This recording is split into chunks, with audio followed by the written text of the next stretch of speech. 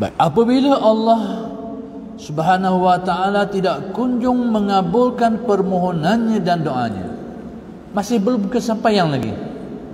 Berdoa, apa yang dikehendaki itu belum dizahirkan, belum dikurniakan. Apa langkah yang selanjutnya? Kata Syekh Abdul Qadir, ia harus meninggalkan segala yang berurusan dengan duniawi.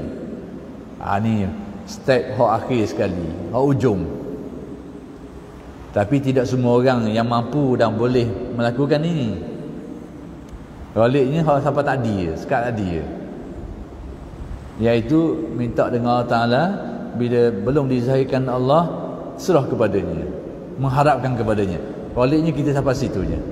Tapi Syekh Abdul Qadir memberi pedoman lebih sikit kepada orang yang mungkin berada pada tahapan ini, iaitu apa? Harus meninggalkan segala yang berurusan dengan duniawi, yakni menumpukan sepenuh perhatian kepada Allah, membuang segala urusan-urusan keduniaan yang lain. Ini pelik sikit.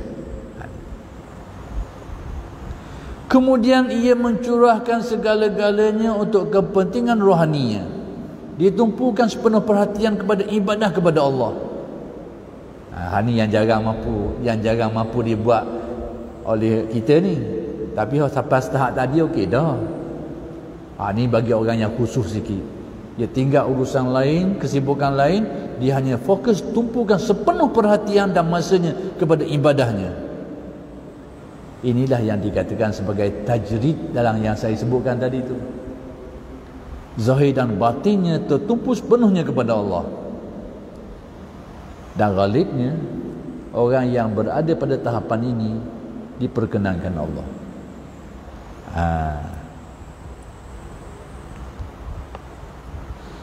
Pada tingkatan ini, kata Syekh Abdul Qadir, ia akan merasakan atau melihat dengan mata batinnya. Dia merasa dengan rasa hati dia, zauq dia, atau melihat dengan pandangan rohaninya, pandangan makrifatnya, pandangan batinnya, atas kehendak Allah. Yakni pada waktu ini bila dia melupakan segala yang lain, menumpukan sepenuh perhatian hanya kepada Allah, ingatannya hanya kepada Allah, ibadahnya tertumpu kepada Allah, ingatan kepada yang lain semuanya dilupakan. Pada waktu ini, kata Syekh Abdul Qadir, dia mula, mata hatinya mula melihat bahawa segala gerak-gerak yang berlaku, segala apa yang berlaku semata-mata dengan kehendak Allah. Dan sebelum ini tidak begini. Sebelum ini menjadi keyakinannya, tapi tidak menjadi rasa hatinya. Kita meyakini segala apa yang berlaku dengan kehendak Allah. Sebagai seorang Muslim, memang sejak dari dulu kita yakin. Kerana salah satu di antara tiang-tiang keimanannya adalah antumina bil qadari khairihi wa syarrihi. Engkau percaya kepada takdir Allah, baik atau buruk. Itu tiang iman. Berarti setiap mukmin percaya dengan kehendak Allah. Dasar iman kita. Cuma tinggal lagi tidak merasainya, tidak menjiwainya, tidak melihat dengan pandangan makrifat hatinya. Ada sampai situ je. Jadi apa yang disebut oleh Syekh Abdul Qadir ni, ialah jauh sampai situ sikit. Bagi orang yang duduk situlah, ditumpukan sepenuh perhatian kepada Allah, sehingga dia rasakan tidak akan berlaku sesuatu kecuali dengan kehendaknya dalam rasa hatinya. Ini pekat yang lewat tinggi, cara mohon pertolongan dengan Allah. Jadi kalau kita yang bukan berada pada tahapan ini, tak apalah, pakai tahap tadilah, sentiasa berdoa jelah dengan penuh harapan kepada Allah. Istiqamah yang tu jelah, sehingga Allah Ta'ala menzahirkannya. Cuma Syekh Abdul Qadir ni beri pedoman kepada sekelompok manusia yang lebih khusus. Yang lebih khusus lagi.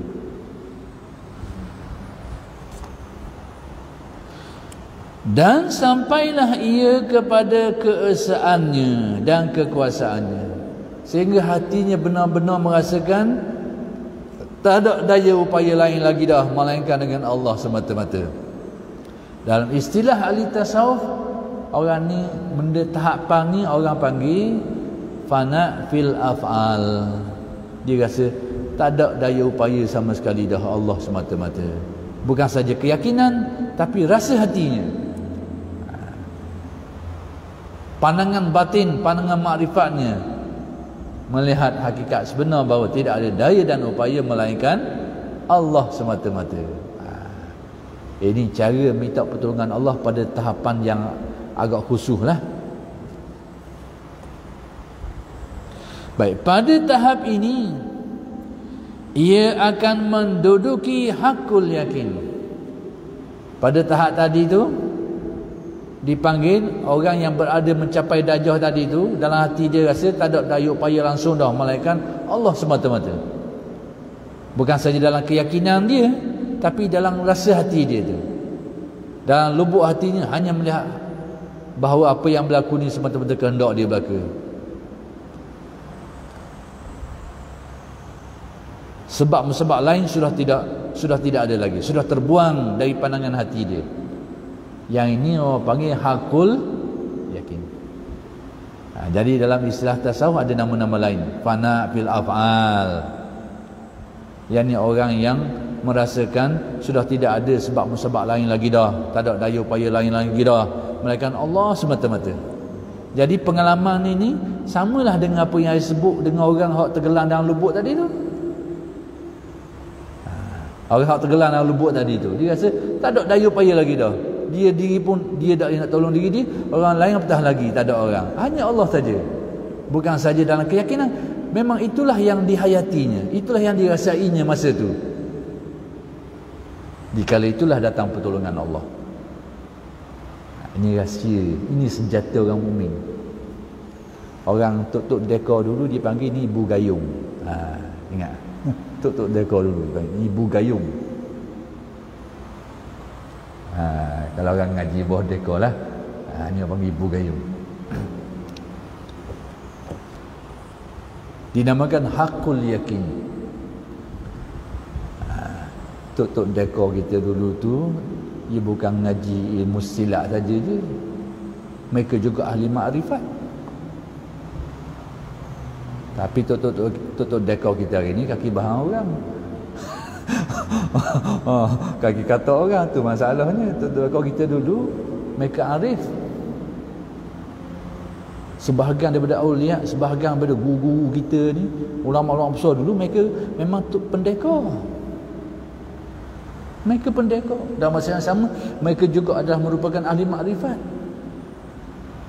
Cuma kita hari ni tok dekor saja, ahli makrifat saja ni. Dulu sebahagian mereka tu disekali. Sebab tu berenah, buah dia berenah, bisa.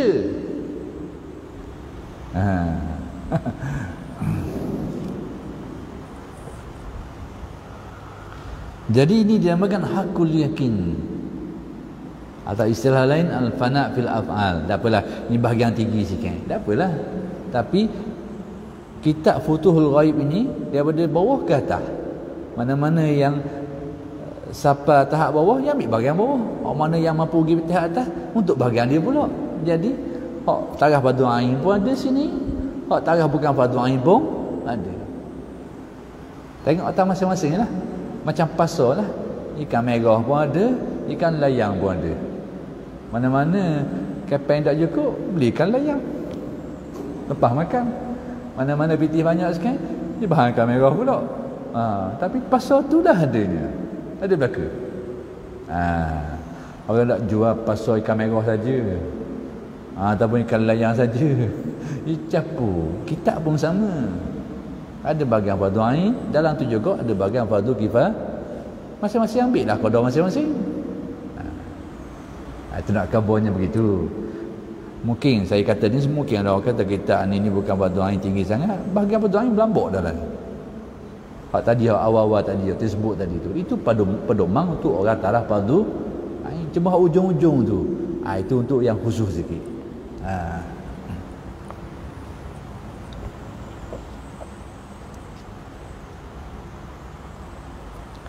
Baik, pada tahap ini ia akan menduduki hakul yakin, yakni keyakinan yang hak, yang tinggi, yang sebenarnya, iaitu meyakini hanya Allah yang maha kuasa, orang lain tak ada sebenar.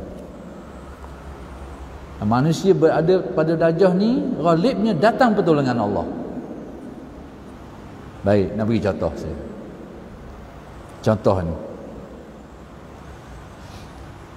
dia membabitkan dua orang guru ahli ma'rifat, iaitu Hasan Al-Basri sebagai si guru sufi dan muridnya Habib Al-Ajami. Dua-dua orang ni zaman muda bukan orang sihat belaka ni, dua orang ni. Tapi di kemudian hari menjadi ulama besar, aulia, solihin. Tapi zaman muda hero-hero belaka. Hasan Al-Basri ni kaki joli zaman muda, saudagar orang kaya, kaki joli. Tapi kemudian menjadi alim ulama, alim yang soleh, termasuk di kalangan aulia yang khusus.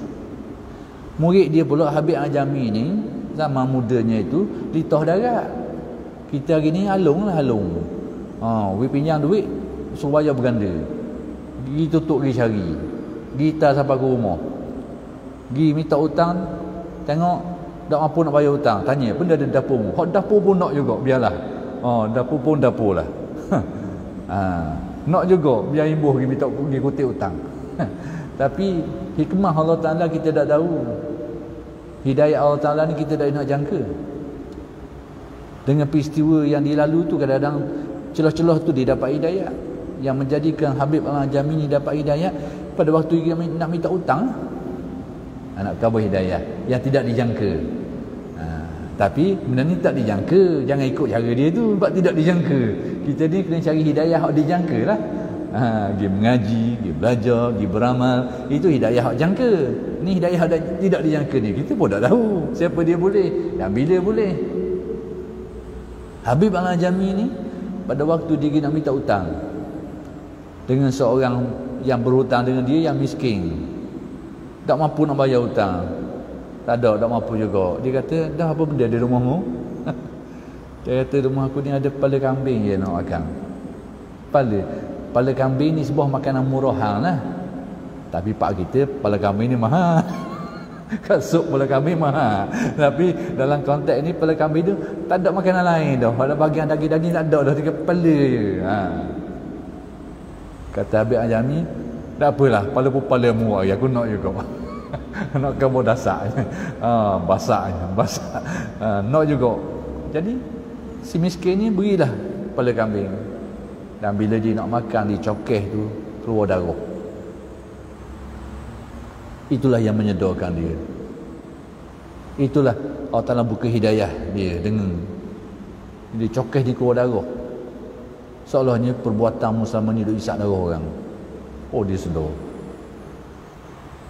Itu peristiwa ni menyedarkan dia daripada orang kaki litah darat ni, akhir sekali jadi para solihin, termasuk di kalangan aulia. Sikit nak cerita, nak sempurnakan salah satu. Cerita dia banyak, salah satu cerita dia. Bukan cerita dongeng, ni kisah riwayat orang dulu kala. Cerita macam mana hakul yakin ni. Dia satu hari dia pergi ziarah tok guru dia ni Hasan Al-Basri, mari ziarah rumah dia. Bila mari ziarah rumah dia ni, adab kita ni kalau tetamu mari kena hormati dia, kena hidang makanan apa-apa pun, tak kira dah air sejuk ke apa-apa pun, adab Islam kita ni kena hormati dia. Janganlah dia duduk saja kita. Wilah makanan apa-apa pun ada pun. Kemus sutih lah. Itu adab Islam. Jadi bila lebih-lebih lagi guru dia mari ni, Hasan Al-Basri mari ni, dia pun menghidangkan sejumlah makanan. Tapi tengah-tengah nak makan tu, mari si fakir, orang miskin peminta sedekah, minta sedekah. Jadi tengah-tengah gitu tu, Habib Al-Ajami ni nak hidang ke tok guru dia, ambil perhabis makanan tu, beri ke si miskin yang minta sedekah tadi tu. Padahal sepatutnya dia tinggallah separuh untuk tamu.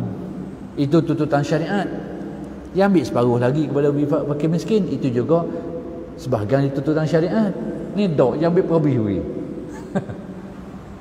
Sebab apa dia buat gitu? Atas keyakinan apa yang disebut oleh Allah dalam Al-Quran, apa-apa yang kau belanjakan oleh apa yang kau belanjakan itu, Allah akan menggantikannya. Dia mari buah tu, Allah pasti akan yakin. Apa-apa yang kau belanjakan, Allah akan menggantikannya. Dia bulat tu serta ni. Bulat ni hakul yakin dia boleh buat tu serta.